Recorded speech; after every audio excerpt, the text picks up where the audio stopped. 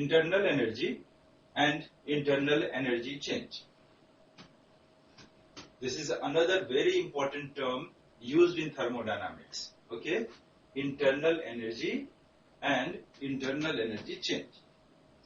As the name implies, internal energy means the energy stored within the substance is called internal energy, isn't it? Internal energy means the energy stored within a substance is called internal energy. We must understand that every substance possesses a definite quantity of energy which depends upon many factors such as chemical nature of the substance, temperature, pressure, etc. Now this energy is known as intrinsic energy or internal energy. It is represented by the symbol capital U. The internal energy of the substance can be considered to be made up of two components, kinetic energy and potential energy.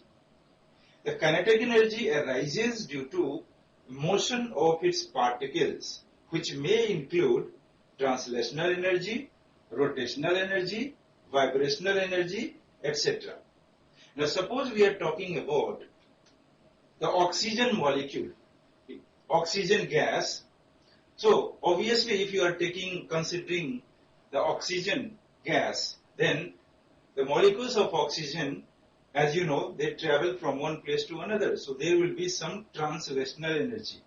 While moving from one place to another, it can rotate also. Therefore, it will have some rotational energy.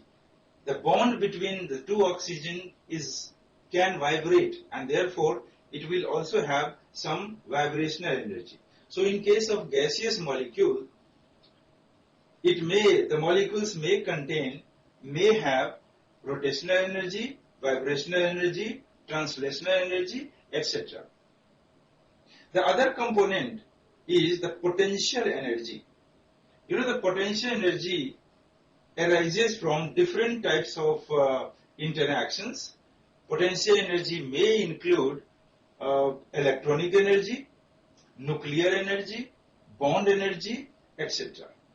So I just want to tell you that the different substances may contain different types of energy, but the sum total of all these energies is called internal energy.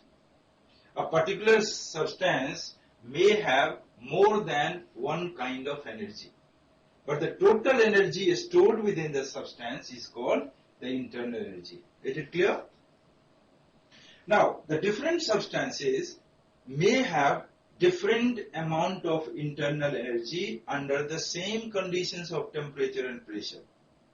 For example, the internal energy of 1 mole of carbon dioxide will be different from internal energy of 1 mole of oxygen, nitrogen or sulfur dioxide, even if the conditions of temperature, pressure, etc. are constant.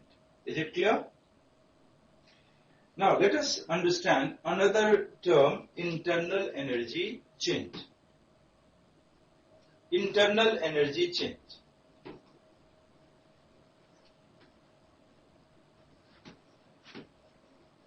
Internal energy change, which is represented by delta U.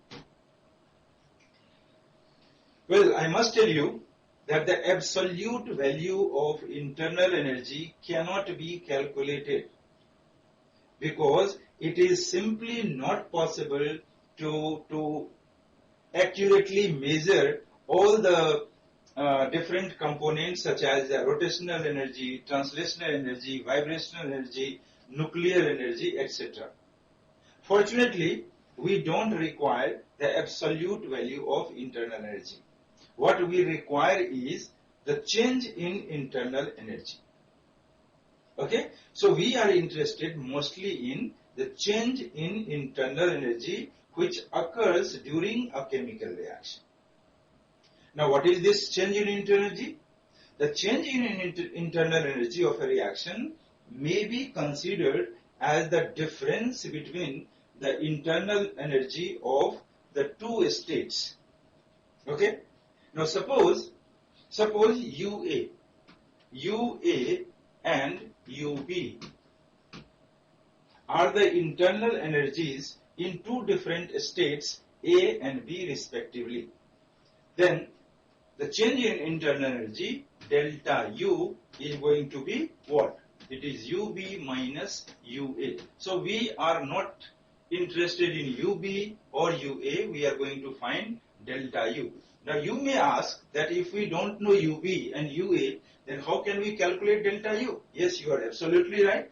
There is an instrument which can measure the change in internal energy, which you will understand later on. Okay? Right now I am just telling you that the absolute values of UB and UA are not required. We are interested in delta U. The difference in internal energy delta U has a fixed value and will be independent of the path taken between the two states A and B. Now when any quantity has a fixed value at its initial state and final state and does not depend upon the path, then what is it called? I have already explained. This is called the state function. So we can say that internal energy is a state function. Now for the reactants and products, for a chemical reaction, the change in internal energy may be considered as the difference between the internal energy of the product and that of the reactant. So delta U for the reaction can be considered as U products minus U reactants. So delta U is equal to UP minus UR.